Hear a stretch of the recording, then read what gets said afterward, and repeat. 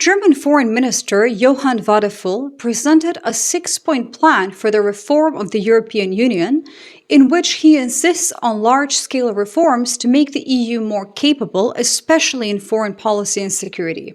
Speaking at an event organized by the Konrad Adenauer Foundation, Wadephul said, I'm quoting, "I would like to name 6 very specific points. First, we want to use the enhanced cooperation mechanism in Brussels more often. This means that in those policy areas where joint progress by all 27 member states is unattainable in the foreseeable future, we will move forward with a small group of countries. Europe is reliable and consistent," Wadephul said, "but we must simultaneously become more agile, flexible, and innovative." So this is not weakness. It's basically Europe recognizing that institutional paralysis creates strong vulnerability and building the capacity to act decisively even when not all 27 members agree. I'm Mel, I have a PhD in computer science, and I use data analysis to spot patterns in geopolitics and economics. Here's why this matters beyond EU procedural reform. Wadephul calls for replacing the principle of unanimity in foreign policy issues with a qualified majority vote to prevent prolonged blockages by individual countries. I'm quoting again, "States that don't want to, or perhaps can't, stay outside for now, but don't block those who want to move forward," he basically explained. That is pointed phrasing. Can't is diplomatic language for countries under external influence or whose governments lack capacity. Don't want to cover those deliberately obstructing for political leverage. The mechanism is essentially countries willing to act can proceed. Those unwilling stay outside but don't block progress. Wadephul's proposal echoes earlier plans for a core Europe, such as those Wolfgang Schäuble and Karl Lammers proposed in 1994. This is not exactly new thinking. It's Germany finally pushing seriously for reforms that multiple foreign ministers have identified as necessary. The difference now is urgency. Ukraine proved that EU paralysis has life and death consequences sometimes. German Foreign Minister Johann Wadephul has issued a stark warning, asserting that the European Union's dependency on unanimity could endanger its own security. Speaking in Berlin, he suggested this rule could be life-threatening, especially seen in the context of the ongoing conflict in Ukraine and wider. That is basically Germany publicly stating what everybody knows on security questions. The current unanimity principle creates existential danger because it is about life and death, which you can clearly see every day in Ukraine. A future crisis requiring rapid EU response could be blocked by a single country, whether due to Russian influence, domestic politics, strategic blackmail, you name it. And I think the piece most coverage will miss is that this directly addresses Hungary's months-long blockade of EU financial aid to Ukraine. Wadephul pointed to recent tensions with Hungary over EU-backed aid to Ukraine as a clear example of the system's flaws. I'm quoting again, "We should abolish the unanimity principle in EU foreign and security policy before the end of the current legislative period." He also added that the bloc needs to become truly grown up and capable of acting decisively. I think that's very pointed. Without naming names, everyone kind of knows this targets the blockades that held European security policy hostage to domestic politics. We've actually got a whole playlist on how Europe is systematically building independence and capacity. Check it out after this. Ending veto power in foreign policy is fundamental institutional reform enabling everything else. Under the qualified majority system proposed by Wadephul, an EU decision would require support from at least 55% of member states, representing 65% of the bloc's population. Another quote, "All the experience we have gained over recent weeks with aid for Ukraine and sanctions on Russia indicates this is necessary." He argued that such a change would allow the EU to respond more swiftly to global crises, from military conflicts to economic pressure campaigns. That mechanism already works. The EU makes thousands of decisions annually using qualified majority voting. Only foreign and security policy remains stuck in unanimity paralysis. Wadephul underscored the necessity for the EU to adopt qualified majority voting to accelerate decision-making processes, particularly concerning foreign policy. He noted that currently 12 EU member states back this progressive change, and that is significant. 12 of 27 already support reform, not a majority yet, but the momentum is seriously building. Expressing determination, Wadephul also stated Germany's intent to engage with all EU members, particularly those expressing skepticism about the proposed voting reform. So the idea is not exactly new, but the timing matters a huge deal. Former Foreign Minister Annalena Baerbock of the Greens, together with 6 European colleagues, advocated just over a year after Russia's invasion of Ukraine in summer 2023 for enhanced application of qualified majority decisions in common foreign and security policy.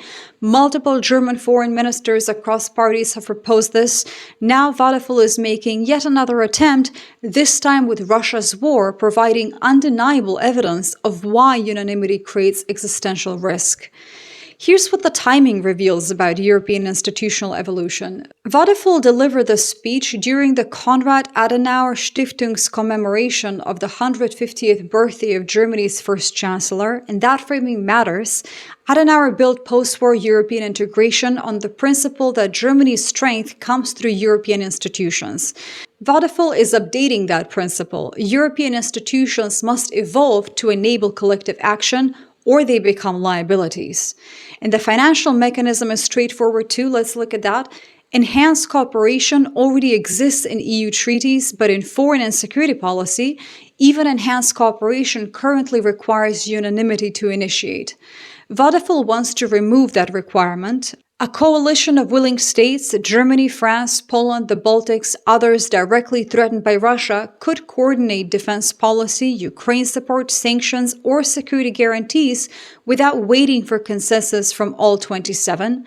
Those outside wouldn't be forced to participate, but they couldn't veto either. Russia, China, and increasingly the United States are raising the stakes. The EU needs to get its act together ASAP. Wadephul's solution to move from unanimity to qualified majority in foreign policy decisions is sound but not novel. Few would argue that a country the size of Cyprus should have the power to veto decisions agreed by the 26 other members to determine whether the EU has a future in a geopolitical era. That is the reality we have right now. Tiny countries can block collective European response to existential threats. That is not democracy protecting small states. It seems more like structural vulnerability. The former Hungarian Prime Minister Viktor Orban was the most prominent arsonist, but certainly not the only one who sees the value of using the veto as leverage over Brussels, Berlin, and Paris. He's already left office, but the question of unanimity remains. Orban's departure doesn't exactly solve the structural problem that any country can still veto, and future governments might exploit that power the exact same way. And just compare this to how other institutions are evolving. NATO organized Hormuz clearance without US involvement. Canada leads 6G coalitions with the EU as strategic partner. Germany rejected Palantir and is building European defense AI. Jerome Powell stayed at the Fed specifically to block President Trump. Each institution is building redundancy against American unreliability. Wadephul's proposal does the exact same for EU foreign policy, create mechanisms that function even when America won't lead and when some EU members won't cooperate. When thinking about how institutions evolve to remain effective under changing conditions, my book Awake: The Practice of Critical Thinking in an Age of Self-Lies walks through exactly this adaptive process. It's available in ebook and audiobook. Subscribers get 10% off, and you can grab the first chapter for free in the description links below. Here's what this means for European strategic autonomy.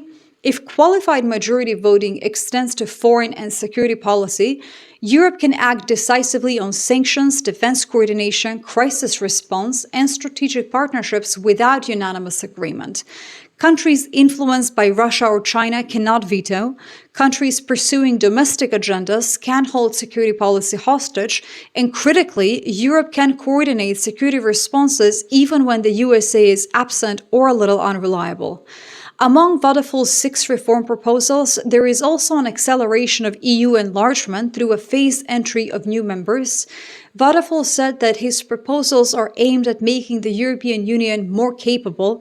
If we, as the European Union, cannot ensure this, others will, and then other alliances will be formed. That was a quote. And that is the existential question. If the EU can't act when it matters, countries will form other coalitions, and European integration becomes a little irrelevant. And the historical parallel is deliberate too. Adenauer built European integration after nationalism destroyed the continent. The lesson was that German strength comes through European institutions. Wadephul now is arguing the current moment requires the next evolution. European institutions must enable collective action even without universal agreement, because unanimity has become a vulnerability exploited by adversaries. Wadephul's proposal will not exactly be easy. It requires treaty change or creative interpretation of existing provisions.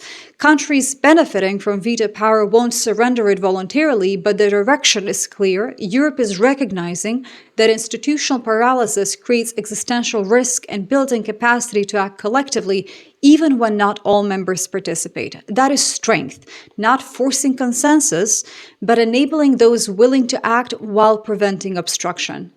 Germany just proposed ending EU veto power in foreign and security policy so single countries can hold European security hostage.